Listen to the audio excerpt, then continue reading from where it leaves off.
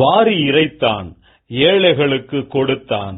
அவனுடைய நீதி என்றென்றைக்கும் நிற்கும். அவன் கொம்பு மகிமையாய் உயர்த்தப்படும். கர்த்தருக்குள் பிரியமானவர்களே, உங்கள் அனைவருக்கும் இனிய காலை வணக்கங்கள்.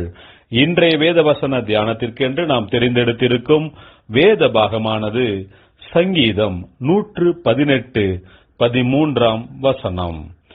நான் விழும்படி நீ என்னை தள்ளினாய், கர்த்தரோ எனக்கு உதவி செய்தார்.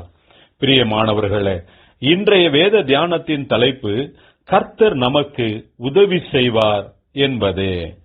சங்கீதக்காரன் அநேக விதமான கஷ்டங்களை அனுபவிக்கும் போது, அவனுடைய உயிருக்கே ஆபத்து உண்டான நேரங்களில் கர்த்தரே எனக்கு உதவி செய்து காப்பாற்றினார் என்கிறார்.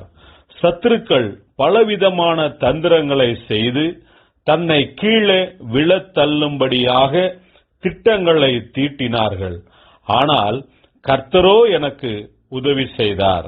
என்னதான் சத்துருக்கள் விரோதிகள் எத்தனைதான் பலமுள்ளவர்களாக இருந்தாலும் கர்த்தர் நமக்கு பக்க பலமாக இருக்கும்போது நம்மை அவர்களால் விழத்தள்ள முடியாது என்று சங்கீதக்காரன் சொல்லுகிறார். சங்கீதக்காரனுடைய அனுபவம் நமக்கும் ஏற்பட்டிருக்கலாம். கர்த்தருடைய உதவியினால், கிருபையால் தான் நாம் இன்று நிமிர்ந்து நிற்கிறோம், உயர்த்தப்பட்டு இருக்கிறோம்.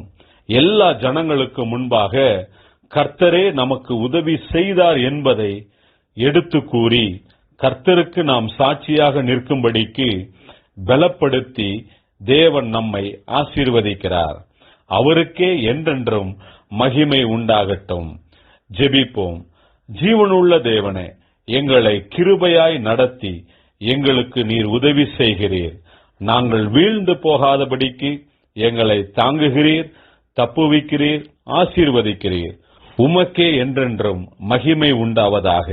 இயேசு கிறிஸ்துவின் நாமத்தில் ஜெபிக்கிறோம் நல்ல பிதாவே, ஆமேன்.